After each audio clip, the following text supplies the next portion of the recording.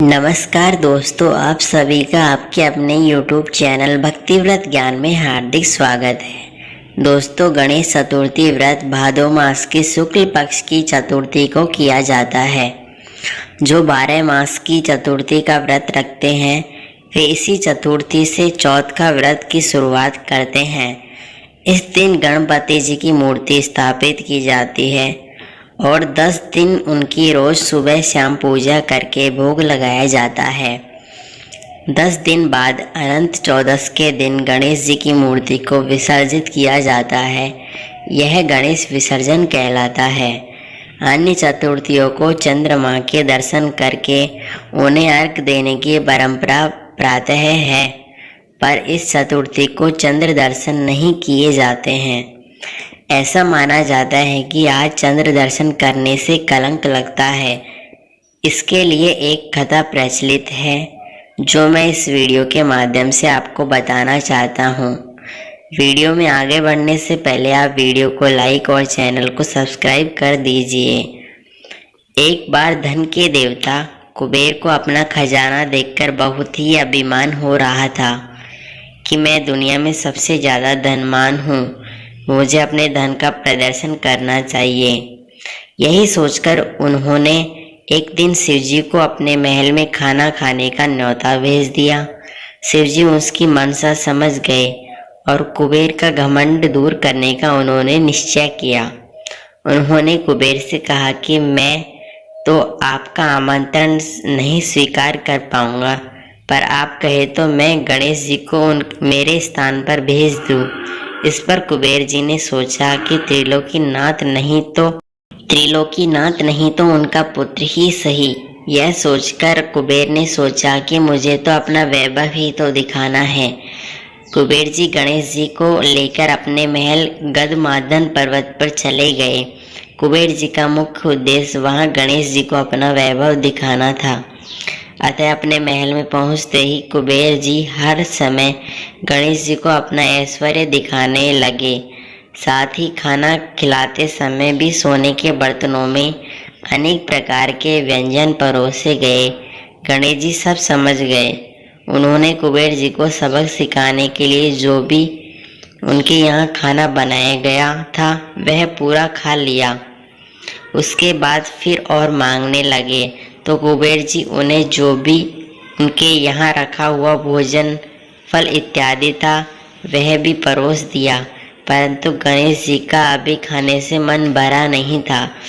फिर भी उनकी भूख शांत नहीं हो रही थी और वे और भोजन मांग रहे थे। अंत में कुबेर जी को समझ आ गया कि जब भूख लगती है तो कोई धन दौलत काम नहीं आते हैं, तब तो भोजन ही करवाना पड़ता है। इस पर उन्होंने गणेश जी से क्षमा मांगी और फिर कभी अभिमान नहीं करूँगा ऐसा कुछ न करने का वचन भी दिया। अब गणेश जी वहाँ से चले गए। चूँकि उन्होंने खूब खाना खा लिया था तो उनका वाहन मूषक जब उन्हें बैठाकर ले जा रहा था तो अपना संतुलन नहीं बना पा रहा था और जिस कारण रास्ते में एक बार गणेश जी उनके ऊपर से फिसल गए और फिसलकर नीचे भी गिर पड़े। गणेश जी का चेहरा, हाथ, पांव और कपड़े गंदे हो गए। इस पर गणेश जी ने आसपास देखा और सोचा चलो किसी ने नहीं देखा, पर उसी समय उन्हें देखने की आवाज़ या हंसने की आवाज़ आई तो उन्होंने फिर से इधर उधर देखा, पर वहाँ उन्हें कोई नज़र नहीं आया। तो उन्होंने आकाश मार्ग पर देखा तो वहाँ चंद्रमा जी उन्हें देखकर जोर से हंस रहे थे।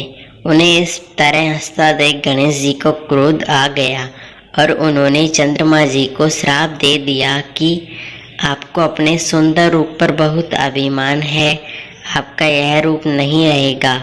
श्राप मिलते ही चंद्रिका की क्रांति क्षीण हो चुकी थी और वह कांतिहीन हो गए। ये देखकर चंद्रमा जी को अपनी गलती का मान हुआ और वे गणेश जी से क्षमा मांगने लगे। इस पर गणेश जी गुस्सा थे तब भी शांत नहीं हुआ। तब चंद्रमा ने उनसे बार बार क्षमा याचना की।